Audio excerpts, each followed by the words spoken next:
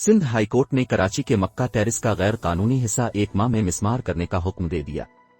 Sindh high court के justice Hasan Azhar Rizvi ने मक्का terrace से मुतालिक केस की समाअत की। फाजिल जस्टिस ने रिमार्क्स दिए कि शहरों में ही मकीनों को मुहाजिर बना दिया गया है। करोड़ों रुपए के फ्लैट्स खरीदने वाले आज सड़कों पर आ गए हैं। उनसे पूछें जिन्होंने जिंदगी भर की जमा पूंजी लगाई। दौरान समाअत जस्टिस हसन अजहर ने बिल्डर से इस्तिफसार किया कि एक फ्लैट की कितनी कीमत है। बिल्डर मोहम्मद वसीम ने बयान दिया कि 20 लाख रुपए, जिस पर जस्टिस हसन अजहर ने डांट पिलाते हुए कहा कि सदर में एक पोर्शन 20 लाख रुपए का क्या कह रहे हैं? अगर ऐसा है तो नाजिर के जरिए पूरी बिल्डिंग खरीद लेते हैं। ऐसा बयान मत दें। एक फ्लैट 1 से सवा करोड़ रुपए का होगा। हम नहीं चाहते कि मकीनों का नुकसान हुआ, किसी से नाइंसाफी नहीं होने देंगे। हम सिर्फ ये चाहते हैं कि गैर कानूनी तजावुजात गिराई जाएं।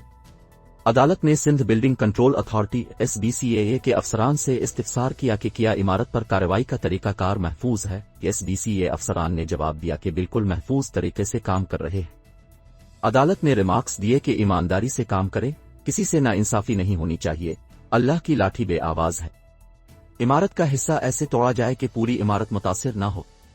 अदालत ने SBCAA के अफसरान पर भी बेरहमी का इजहार करते हुए कहा कि अब के अफसरान ने आंखें बंद कर रखी थीं। क्या अपने अफसरान के खिलाफ भी FIR दर्ज कराई है? अच्छे अफसरान हैं न ही machinery. Commissioner Sindh Nasla tower गिराने के लिए मशीनरी तलाश करते रहे। अदालत ने हुक्म दिया कि मक्का टेरिस का गैर कानूनी हिस्सा 1 माह के अंदर गिराया जाए। 6 माह तक बिल्डर फ्लैट्स की तज़ीन व आराइश करेगा, जिसके बाद इमारत SBCAA से रुजू किया जाएगा। SBCAA जायजा लेकर दोबारा बिल्डिंग प्लान मंजूर करे।